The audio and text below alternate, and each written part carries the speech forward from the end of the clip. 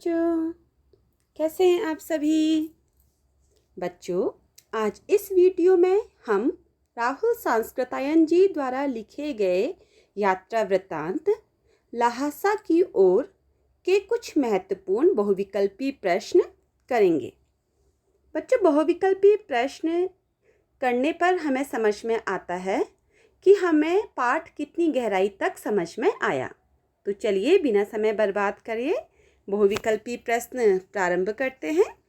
पहला प्रश्न है बच्चों, थोंडला क्या है? आपको ऑप्शन दिए हैं, एक बर्तन, एक स्थान, एक वस्त्र, एक व्यक्ति का नाम। आपको बताना है कि थोंडला क्या है इन चारों में से। नेक्स्ट है बच्चों दूसरा प्रश्न, लेखक के साथ दूसरा व्यक्ति कौन था? लेखक अकेले नहीं थे, उनके साथ एक और था। हमें पाठ के माध्यम से पता चला। अब वो दूसरा व्यक्ति कौन था? ऑप्शन है सुमित, सौमित्र, सुमति, सुमिति। ठीक है, दूसरे व्यक्ति का आपको नाम बताना है। नेक्स्ट है क्वेश्चन नंबर 3, तिडरी के मैदान की क्या विशेषता थी? ऑप्शन है बच्चा आपके पास, वह बिल्कुल समतल था, वहां की मिट्टी बहुत उपजाऊ थी, वह पहाड़ों से घिरा एक टापू था और इनमें से कोई नहीं। बताइए कि उस मैदान की विशेषता क्या थी। नेक्स्ट है क्वेश्चन नंबर 4, कुची कुची का क्या अर्थ है? कुची कुची शब्द हमारे पाठ में आया था, उसका क्या अर्थ है पूछा गया है। ऑप्शन है धीरे धीरे, कुछ कुछ, परे परे, दया दया। ठीक है, इन चारों में से एक सही उत्तर है, आपको बताना है कि वो सही उत्तर क्या है। नेक्स्ट है क्वेश्चन नंबर 5, तिडरी से लेखक ने अपनी यात्रा की शुरुआत कब की? सुबह की, शाम को की, दोपहर को की या रात को की? आखिर कब लेखक ने अपनी यात्रा की शुरुआत की? दीजिए फटाफट उत्तर। नेक्स्ट है, लेखक जहाँ से गलत रास्ते पर चला गया वहाँ कितने रास्ते फूट रहे थे? फूट रहे थे मतलब उस स्थान विशेष से अलग अलग जगह को जाने के लिए कितने रास्ते विभाजित हो रहे थे? ऑप्शन है 4, 5, 3, 2। कौन सा सही है बताइए जल्दी से। नेक्स्ट है क्वेश्चन नंबर 7, लेखक गलत रास्ते पर कितने मील चला गया? जहाँ जिस स्थान विशेष से रास्ते अलग अलग दिशाओं में बटे थे, लेखक उस स्थान से गलत रास्ते पर कितने मील चले गया था? ऑप्शन है 2-3 मील, 1-1.5 मील, 1-2 मील या 3-4 मील। चलिए बहुत आसान सा है। नेक्स्ट है क्वेश्चन नंबर 8, मंगोलों का मुंह कैसा होता है? जो मंगोले होते हैं उनका मुंह कैसा होता है ना? बताया था ना चैप्टर में। तो ऑप्शन है लाल, पीला, सांवला, सफेद। क्या है सही बताइए फटाफट। नेक्स्ट क्वेश्चन नंबर 8, सुमति ने कितनी टोकरी कंडे फूंक डाले थे? मतलब कितने टोकरी कंडे जला डाले थे? फूंक डालना मतलब जला डालना। ऑप्शन है 1, 2, 3, 4। सही उत्तर का चुनाव कर अपनी पुस्तिका में लिख लीजिए। बच्चों, मैं जितनी स्पीड से क्वेश्चन पढ़ रही हूँ, आप भी उतनी ही स्पीड से आंसर लिख लीजिए। इससे आपकी राइटिंग स्पीड तेज हो जाएगी। ये एक आपके लिए बहुत अच्छा है। चलिए नेक्स्ट है क्वेश्चन नंबर 10, सुमति ने कितनी बार चाय को गर्म किया था? सुमति ने चाय पी तो चाय को कितनी बार गर्म किया? 1 बार, 2 बार, 3 बार, 4 बार। बताइए बताइए। नेक्स्ट है, बहुत ही मैंने जब चैप्टर पढ़ाया था तब बताया भी था। थुप्पा क्या है? एक स्थान है, एक वस्त्र है, एक सन्यासी का नाम है, एक खाद्य पदार्थ है। खाद्य पदार्थों का पेय पदार्थ भी कह सकते हैं। ठीक है, चलिए बताइए फटाफट इसका सही आंसर क्या है। नेक्स्ट है, यह लेखक की कौन सी यात्रा है? जो ल्हासा की यात्रा वृत्तांत लेखक ने लिखा है, तो यह लेखक राहुल सांस्कृतायन जी की कौन सी यात्रा है? पहली यात्रा है, पांचवी यात्रा है, दूसरी यात्रा है कि यह यात्रा नहीं थी? क्या है बताइए सही। नेक्स्ट है क्वेश्चन नंबर 13, शेखर विहार में कंजूर की कितनी हस्तलिखित पोथियाँ थी? कितनी हस्तलिखित मतलब हाथ से लिखी हुई, पोथियाँ मतलब कॉपियाँ जिसमें हाथ से लिखा रहता है, ऐसी किताबें जो हाथ से लिखी रहती हैं। ठीक है, 101, 102, 103, 104। बताइए फटाफट। नेक्स्ट है क्वेश्चन नंबर 14। शेखर विहार में रखी हुई हस्तलिखित पोथियों में प्रत्येक का वजन कितने कितने सेर था? कितनी भारी थी वो जो पोथियाँ रखी हुई थी वहाँ, हस्तलिखित पोथियाँ शेखर विहार में? तो इसका ऑप्शन है 15-15 सेर की, 16-16 सेर की, 17-17 सेर की, कि 18-18 सेर की। ठीक है, फटाफट बताइए। नेक्स्ट है क्वेश्चन नंबर 15। तिब्बत की महिलाएं किस बर्तन में चाय देती थी? अच्छा, उनके चाय देने का बर्तन अलग से था बच्चों। सोचो और बताओ उत्तर क्या होगा। ऑप्शन बता रही हूँ मैं आपको। खटी, खोटी, खिटी, खीट। तिब्बत की महिलाओं का चाय देने का बर्तन। ठीक है, नेक्स्ट है क्वेश्चन नंबर 16। सामान ढोने वाले को क्या कहते हैं? जो सामान ढोता है, एक स्थान से दूसरे स्थान पर लेके जाता है हमारा सामान, उसे क्या कहते हैं? भरिया, भरिया, भीरिया और भीरिया। इन चारों में से सही उच्चारण। Next question number 17। किस भिक्षु ने विदाई लेकर लेखक चल पड़ा? किस भिक्षु से विदाई लेकर लेखक आगे बढ़ गया?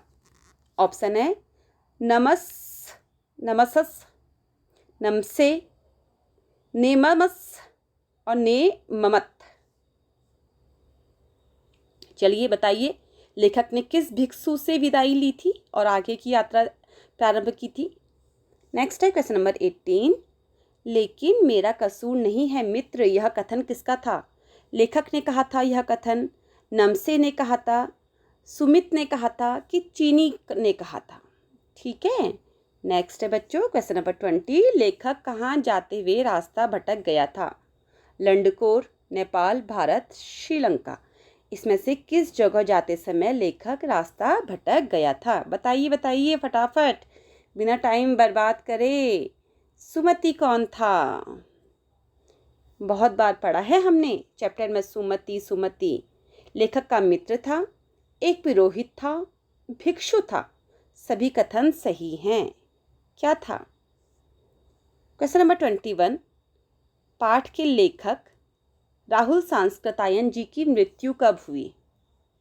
1953 में, 1963 में, 1923 में, 1983 में। ठीक है, तभी तो कहते हैं लेखक का जीवन परिचय भी पता होना चाहिए, क्योंकि उसमें से भी क्वेश्चंस आ जाते हैं ऑब्जेक्टिव टाइप्स।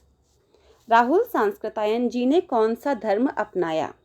हिंदू धर्म के थे, पारसी धर्म के थे, बौद्ध धर्म के थे, जैन धर्म के थे? बताइए उन्होंने कौन सा धर्म अपनाया। ठीक है, नेक्स्ट है तिब्बत की ऊंचाई थी कितनी? पूछा जा रहा है आपसे। 12,000 से 13,000 फीट, 13,000 से 14,000 फीट, 14,000 से 16,000 फीट, 16,000 से 17,000 फीट। इन चारों में से तिब्बत की हाइट क्या थी? नेक्स्ट है निर्जन शब्द में उपसर्ग बताइए। उपसर्ग बताना है, पता है ना? उपसर्ग शब्द से पहले लगने वाला, बताइए शब्द से पहले लगने वाला क्या? अव्यय उपसर्ग कहलाता है। ठीक है, ऑप्शन है निह, नि, नीर, निह, निस। ओके, इन चारों में से उपसर्ग निर्जन में कौन सा प्रयोग हुआ है आपको बताना है। नेक्स्ट है क्वेश्चन नंबर 25।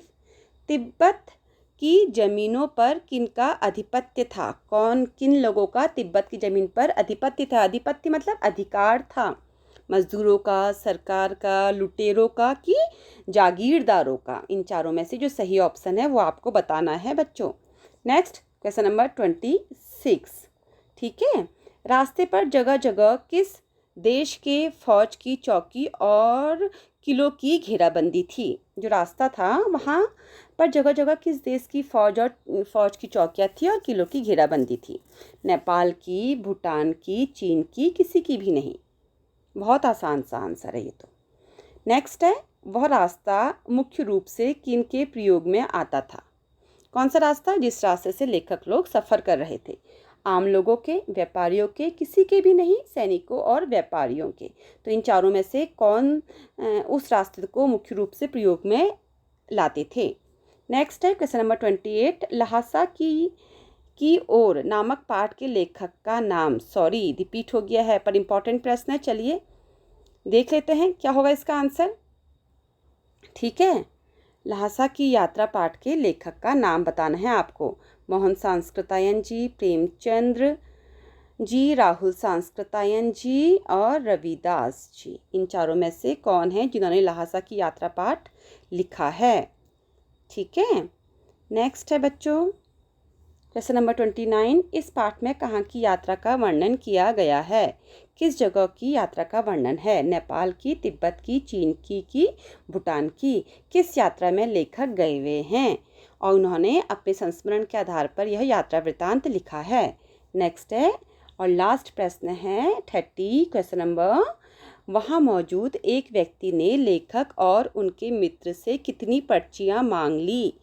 कितनी पर्चियों की मांग की थी? ठीक है, ऑप्शन है 1, 2, 3, 4। कितनी पर्चियों की मांग की थी बताइए। चलिए, तो हमने ये 30 प्रश्न कंप्लीट कर लिए। बच्चों, मैं आपसे हमेशा वीडियो में कहती हूँ कि मेरे को मैसेज बॉक्स में ये भी लिख के बताइए कि आपके कितने मार्क्स आए, पर आप ये कभी नहीं बताते हैं। ठीक है, तो वीडियो के अंत तक आप बने रहे। तो चलिए अब आंसर देख लेते हैं फटाफट। ये इसके बच्चों आंसर है, अपना काम फटाफट चेक करिए, जल्दी से अपना काम चेक कर लीजिए क्योंकि आपके पास समय बहुत ही कम है। और बच्चों, अगर आपको लगता है कि ये वीडियो आपके काम का है और बच्चों के भी काम का हो सकता है तो इसे शेयर ज़रूर कीजिएगा, क्योंकि ज्ञान का जितना विस्तार किया जा सके उतना अच्छा है।